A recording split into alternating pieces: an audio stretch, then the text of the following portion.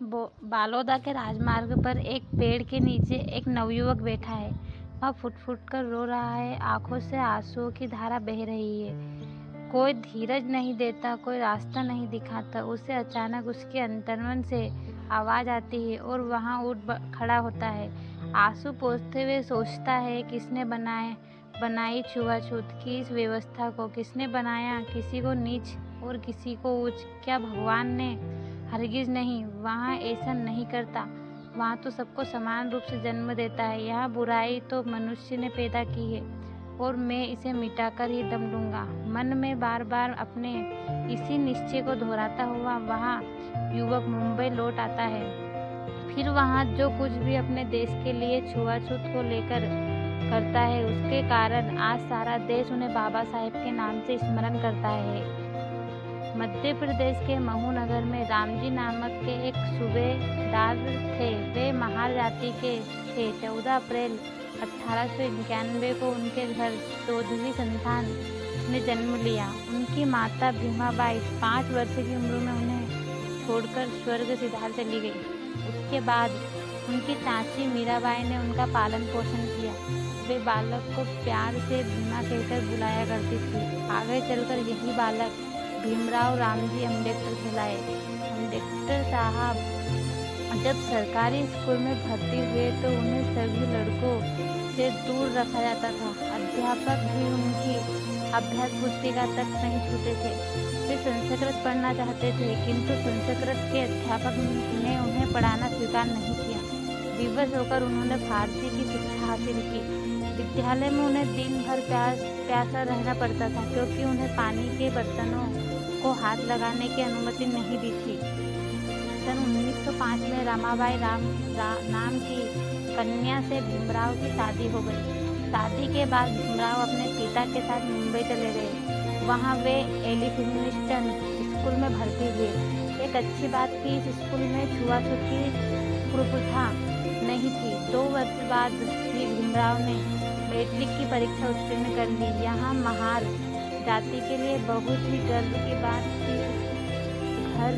घर में खूब खुशियाँ मनाई गई। बड़ौदा के महाराज सयाजी राव गायकवाड़ ने प्रसन्न होकर उन्हें 25 रुपये छात्रवृत्ति देना आरंभ कर दिया।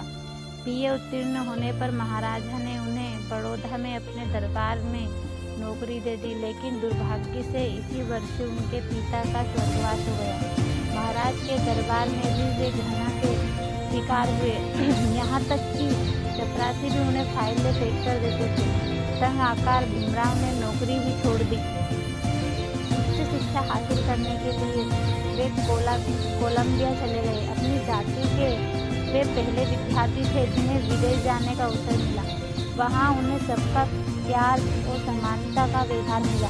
सन 1916 में वे कोलंबिया के लंदन पहुँचे। वहाँ एक वर्ष ही रहकर फिर मुंबई लौट आए। महाराज गायकवाड़ ने उनको बड़ौदा बुला लिया और सेना में सचिव पद पर नियुक्त कर दिया, लेकिन वहाँ पर उन्हें घृणा का शिकार होना पड़ा। होटलों तक में उन्हें रहने का स्थान न मिला। इस व्यवहार से उनका हृदय टूट सा गया।